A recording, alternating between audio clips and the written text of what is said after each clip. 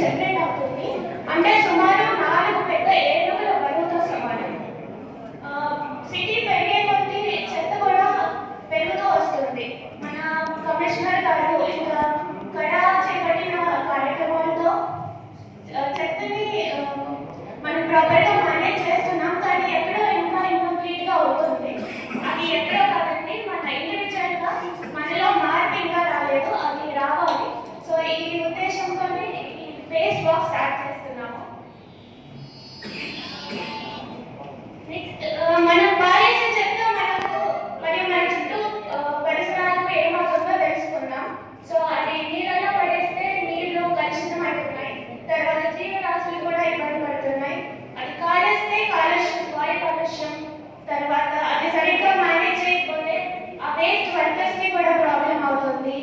తర్వాత అనేక జీవరాశుల్ని విడిదీయని waste attract చేస్తుంది. సో దాని ద్వారా వ్యాధులు ఎక్కువ వ్యాపిస్తున్నాయి.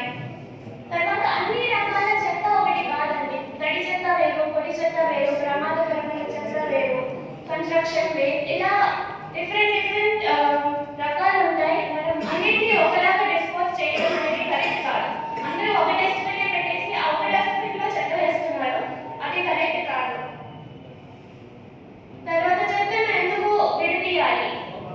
సో మనకి ఉండే ల్యాండ్ ఫిల్లింగ్ సైట్ అది లిమిటెడ్.